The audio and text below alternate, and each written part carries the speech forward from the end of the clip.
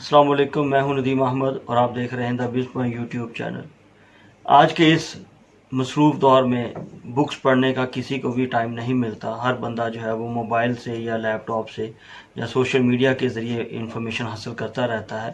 تو آج سے ایک نیا سلسلہ شروع کرنے والا ہوں جس میں آپ کو بک ریڈنگ کے ذریعے کچھ سٹوریز بتایا کروں گا۔ تو آپ نے صرف سنا کرنی ہے اور انشاءاللہ تعالیٰ آپ کو وہ اچھا لگا کریں گی۔ تو آج کی پہلی سٹوری جو ہے وہ حضرت موسیٰ علیہ السلام کے وقت کی قارون کے خزانے سے متعلقہ ہے۔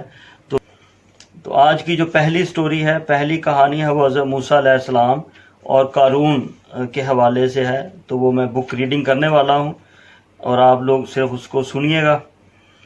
قارون حضرت موسیٰ علیہ السلام کے چچا یسر کا بیٹا تھا۔ بہت ہی خوبصورت آدمی تھا، اس لیے لوگ اس کے حسن و جمال سے متاثر ہو کر اس کو منور کہا کرتے تھے۔ اس کے ساتھ ساتھ اس میں ایک یہ بھی کمال تھا کہ وہ بنی اسرائیل میں تورات کا بہت ہی بڑا عالم اور بہت ہی ملنسار اور با اخلاق انسان تھا، اور لوگ اس کا بہت ہی زیادہ ادب و احترام کرتے تھے۔ لیکن بے شمار دولت اس کے ہاتھ میں آتے ہی اس کے حالات میں ایک دم تغیر پیدا ہو گیا اور وہ سامری کی طرح منافق ہو کر حضرت موسیٰ علیہ السلام کا بہت بڑا دشمن ہو گیا۔ وہ اعلیٰ درجے کا متکبر اور مغرور ہو گیا۔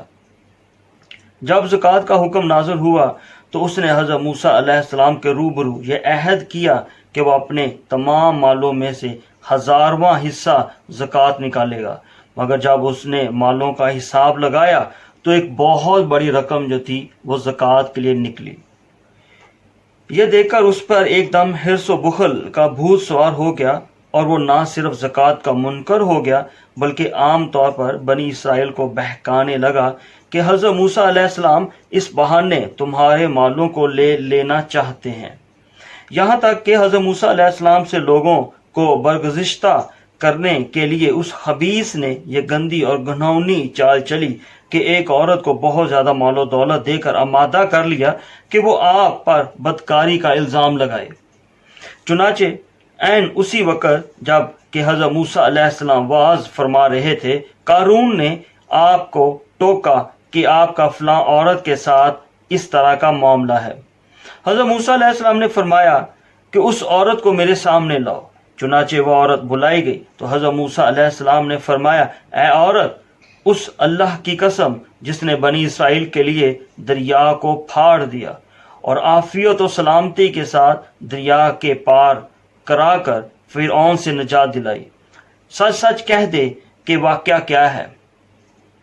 حضرت موسیٰ علیہ السلام کے جلال سے عورت سہم کر کانپنے لگی اور اس نے مجمع عام میں صاف صاف یہ کہہ دیا کہ اللہ عز و جل کے نبی، مجھ کو قارون نے کثیر دولت دے کر آپ پر بہتان لگانے کے لیے آمادہ کیا ہے۔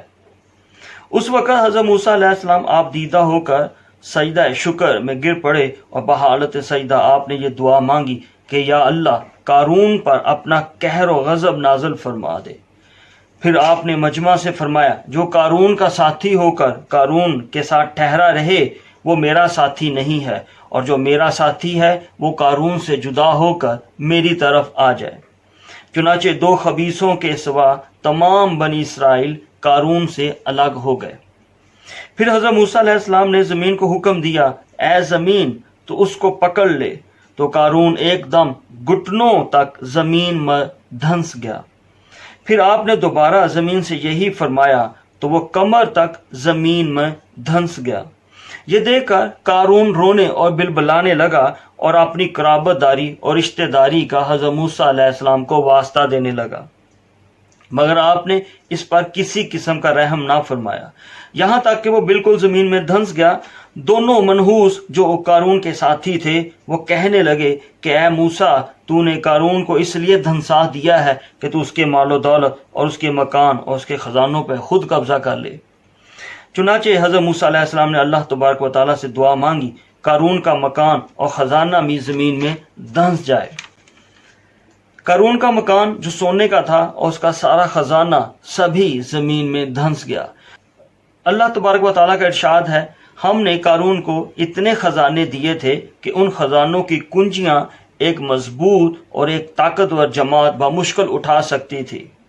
پھر دوسری جگہ پہ ارشاد ہوا ہے بے شک قارون موسیٰ کی قوم سے تھا، پھر اس نے ان پر زیادتی کی اور ہم نے اس کو اتنے خزانے دیے جن کی کنجیاں ایک زور آور جماعت پر بھاری تھیں۔ حضرت موسیٰ علیہ السلام نے قارون کو جو نصیحت فرمائی وہ یہ ہے کہ جس کو قرآن مجید میں بیان فرمایا ہے، اس خیر خواہی والی نصیحت کو سن کر قارون حضرت موسیٰ علیہ السلام کا دشمن ہو گیا۔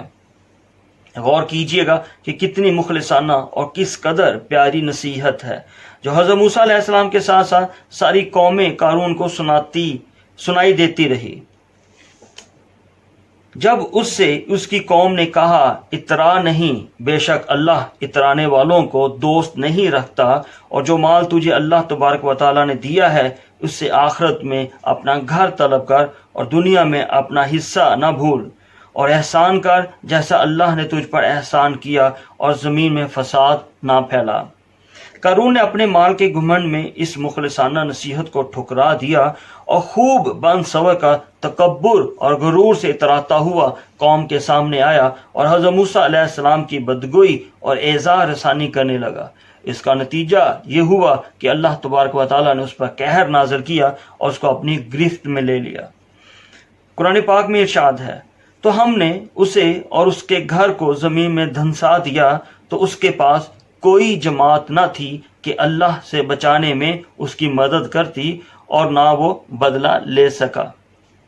یہ عبرتناک واقعہ ہمیں یہ درس دیتا ہے کہ اللہ تبارک و تعالیٰ مال و دولت عطا فرمائے تو اس پر فرض اور لازم ہو جاتا ہے کہ اپنے مال کی زکوٰۃ ادا کرتے رہنا چاہیے، اور ہرگز اپنے مال و دولت پر ہمیں غرور اور گھمنڈ سے اترانا نہیں چاہیے، کیونکہ اللہ تبارک و تعالیٰ ہی دولت دیتا ہے، اور جب وہ چاہتا ہے پل بھر میں دولت چھین بھی لیتا ہے۔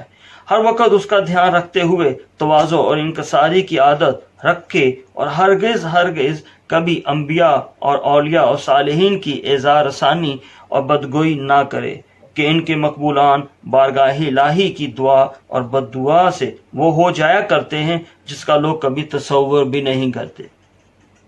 تو امید ہے آج کی سٹوری آپ کو اچھی لگی ہوگی۔ اس طرح کی مزید سٹوریز کے لیے میرے چینل دا بیس پوائنٹ کو سبسکرائب کریں۔ سٹوری اچھی لگی ہو تو اس کو لائک اور شیئر ضرور کیجیے گا تاکہ زیادہ سے زیادہ لوگوں تک یہ پیغام پہنچ سکے۔ ملتے ہیں دوبارہ کسی نئے ٹاپک، کسی نئی کہانی کے ساتھ، تب تک اپنا خیال رکھیے گا۔ اللہ حافظ۔